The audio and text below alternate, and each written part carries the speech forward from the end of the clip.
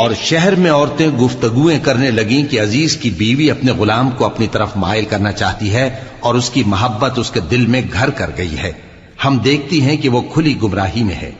پھر جب زلیخا نے ان عورتوں کی گفتگو جو حقیقت میں دیدار یوسف کے لیے ایک چال تھی سنی تو ان کے پاس دعوت کا پیغام بھیجا اور ان کے لیے ایک محفل مرتب کی اور پھل تراشنے کے لیے ہر ایک کو ایک ایک چھری دی اور یوسف سے کہا کہ ان کے سامنے آؤ۔ جب عورتوں نے ان کو دیکھا تو ان کا روب حسن ان پر ایسا چھا گیا کہ پھل تراشتے تراشتے اپنے ہاتھ کاٹ لیے اور بے ساختہ بول اٹھی کہ اللہ پاک ہے، یہ آدمی نہیں، یہ تو کوئی بزرگ فرشتہ ہے۔ زلیخا نے کہا تو یہ وہی ہے جس کے بارے میں تم مجھے تانے دیتی تھیں، اور بے شک میں نے اس کو اپنی طرف مائل کرنا چاہا مگر یہ بچا رہا، اور اگر یہ وہ کام نہ کرے گا جو میں اسے کہتی ہوں تو قید کر دیا جائے گا اور ذلیل ہوگا۔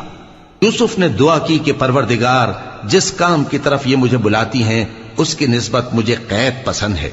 اور اگر تو مجھ سے ان کے فریب کو نہ ہٹائے گا تو میں ان کی طرف مائل ہو جاؤں گا اور نادانوں میں سے ہو جاؤں گا۔ پس ان کے رب نے ان کی دعا قبول کر لی اور ان سے عورتوں کا داؤں ٹال دیا، بے شک وہی تو سننے والا ہے، جاننے والا ہے۔